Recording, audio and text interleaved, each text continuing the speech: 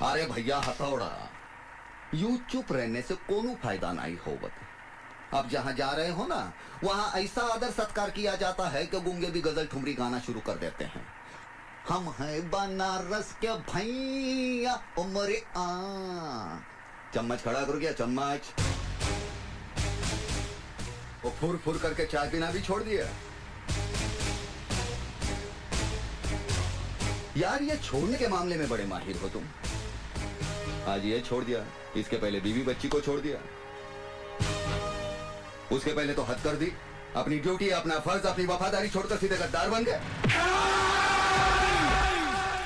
गद्दार नहीं हूं मैं, नहीं हूं मैं गद्दार। असलियत जानना चाहते हो तो अपने खून के उबाल को रोको और सुनाओ। ये कोई नौटंकी नहीं है, ये हकीकत है, हकीकत।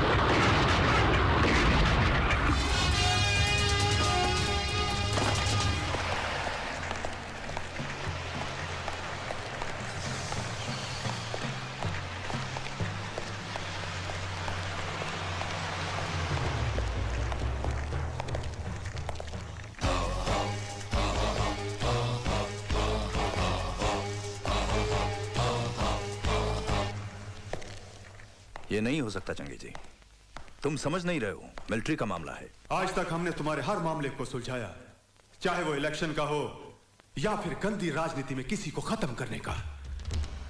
याद है इस राज्य में आतंकवाद को फैलाया किसने, उसे पैदा किसने किया? बस तुम अब शॉर्ट में समझ जाओ, हमको ज्यादा समझाने का आदत नहीं है। उन चारों को किसी भी कीमत पर छुड़ाना होगा। और हां, उन चारों में एक मेरा छोटा भाई शकूर भी है, जो हमारे जिगर का टुकड़ा है। और अल्लाह कसम, हम अपने छोटे भाई के नाम का फातिहा नहीं पढ़ सकते। मगर चंगी, अगर मगर कुछ नहीं, किसी भी कीमत पर उन चारों को छुड़वाना तुम्हारे जिम्मे है।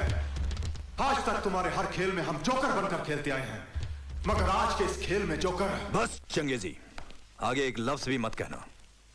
और एक बात ध्यान से सुनो, राजा साहब जब भी कोई खेल खेलता है तो हुक्म का इक्का अपने पास रखता है, और इस खेल में भी हुक्म का इक्का हमारे पास ही रहेगा। उठा लो इसे।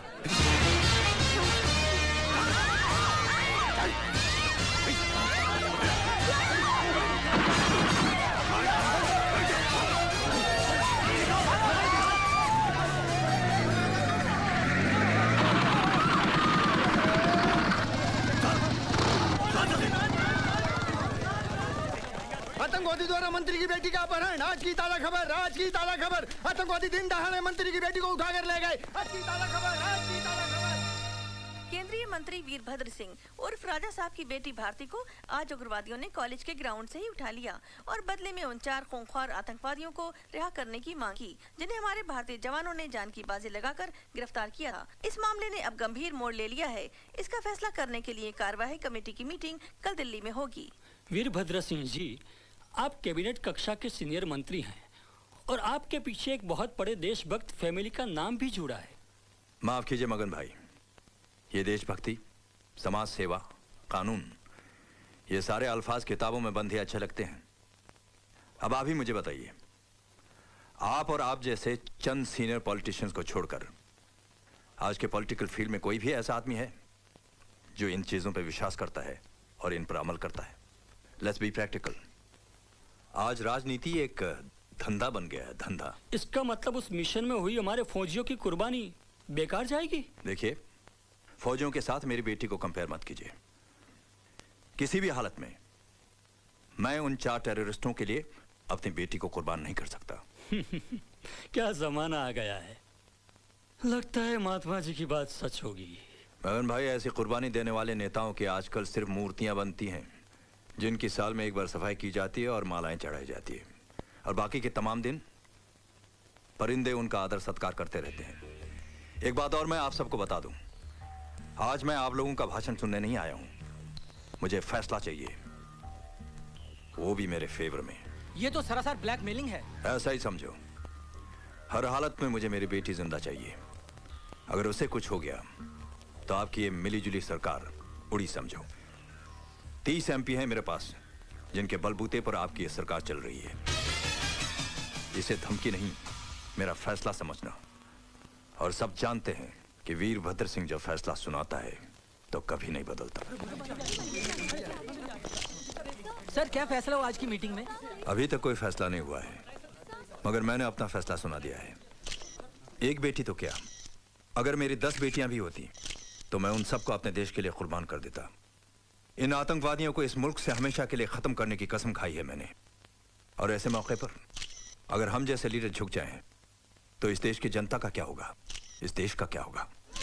Sir, 1 minute. सर रुकिए तो। सर, फिर कमेटी का फैसला क्या होगा? अब फिलहाल उसके बारे में मैं कुछ नहीं कह सकता। हाईकमान का जो भी फैसला होगा वही हमें मंजूर होगा। केंद्रीय मंत्री राजा साहब की बेटी के किडनैपिंग केस में आज अचानक नया मोड़ आया, जिससे राजनीतिक गतिविधियां और तेज हो गयी। कार्यवाही कमेटी की मीटिंग में पर्दे के पीछे कौन सा राजनीतिक खेल खेला गया कि राजा साहब के न होने के बावजूद भी हाई कमांड ने ये फैसला किया कि उन 4 खूंखार आतंकवादियों को राजा साहब की बेटी भारती के रिहाई के बदले में छोड़ दिया जाएगा। इस मामले में हमारे दिल्ली के संवाददाता की एक रिपोर्ट। मनोज, क्या तुम बता सकते हो कि चारदीवारी के पीछे खेले गए इस खेल का असली हीरो कौन हो सकता है? राजनीति में कुछ भी हो सकता है, मगर यहाँ दिल्ली में ऐसी अटकलें लगाई जा रही है कि गवर्नमेंट गिराने की धमकी देकर राजा साहब कोई खतरनाक खेल खेल रहे हैं। मगर इन सारी बातों पर अब तो पर्दा पड़ा ही रहेगा, क्योंकि आज रात को ही उन 4 आतंकवादियों को छोड़ दिया जाएगा और भारती अपने घर वापस लौटेगी और उसकी इस वापसी का राज हमेशा राज ही रहेगा। मनोज बाजपेयी, नई दिल्ली, आज तक।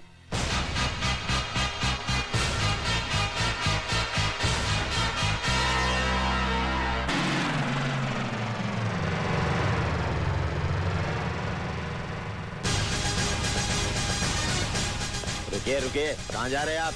मंत्री अंदर है। मैं उनके घर गया था तो पता चला कि वो यहाँ पर है। साहब की जब तबीयत खराब होती है तब वो इस फार्म हाउस में आराम करने आते हैं। उनसे यहाँ कोई नहीं मिल सकता। कोई मिले या ना मिले, आज मैं तुम्हारे साहब से मिलकर ही जाऊंगा। आप किसी भी कीमत पर अंदर नहीं जा सकते।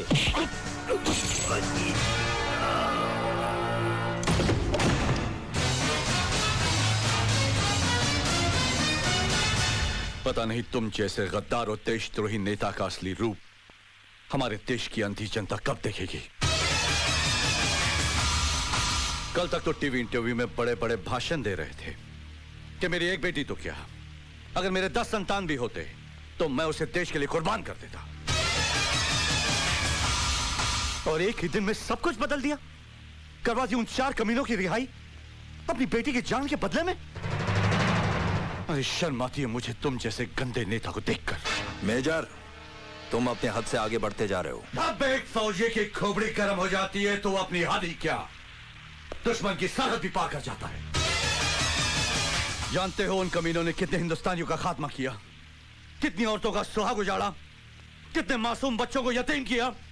उन्हें पकड़ने के लिए हमारे कितने जाबाज जवान शहीद हुए। और तुमने एक लड़की, तुम्हारी बेटी की खातिर उन 4 आतंकवादियों को छुड़वा दिया। राजा साहब, सरकारी कुर्सी बाप की मोहब्बत निभाने के लिए नहीं, देश की रक्षा के लिए दी जाती है।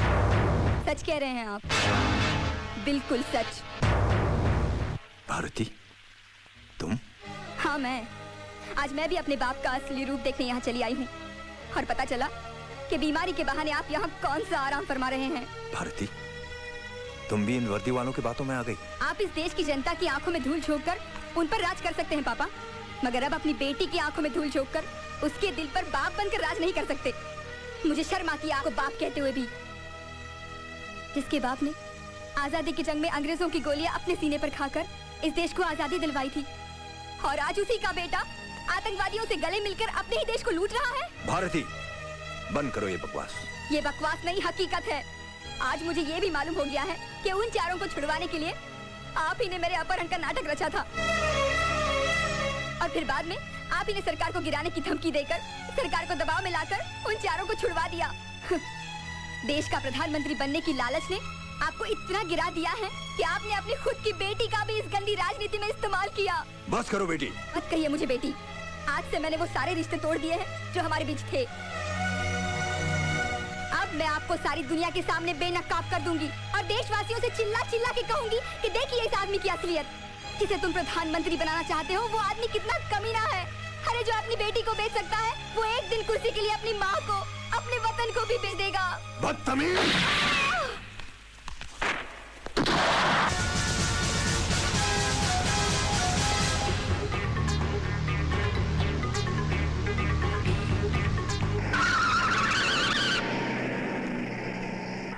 वीरभद्र सिंह आतंकवादियों से मिला हुआ है sir.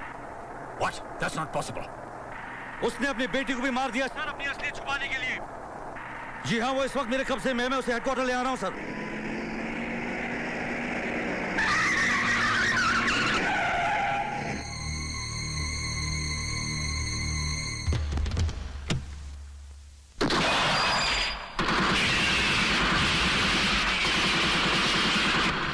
Major Rathore. Major Rathore. Major Rathore, come in over.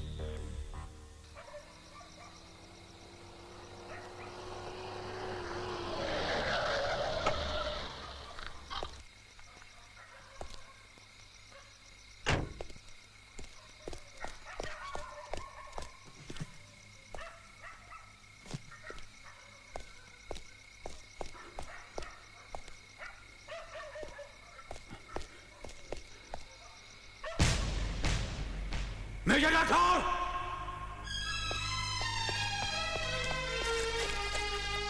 Major Rathore! Major Rathore! Major Rathore! Major Rathore! Major Rathore! Major Rathore की मौत इस जंग की शुरुआत थी। लोग कहते हैं शैतान की उम्र लंबी होती है, इसीलिए मेरी गोली से 2 बार बच गया साला।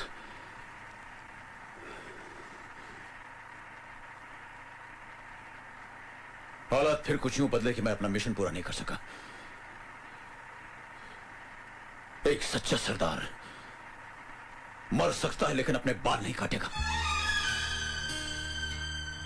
उस दिन वाहिगुरु के सामने अपनी आंखों में आंसू भरे मैंने अपने हाथों से अपना रूप बदल डाला और मजबूरन वो सब कुछ किया जो मेरे धर्म और तबीयत के खिलाफ था। कहानी यहां खत्म नहीं होती। इस दुनिया में मैं एक अकेला इंसान हूं, एक अकेला बदनसीब इंसान जिसने जीते जी अपनी बीवी को विधवा के रूप में देखा हो। सच्चाई ये है सच्चाई।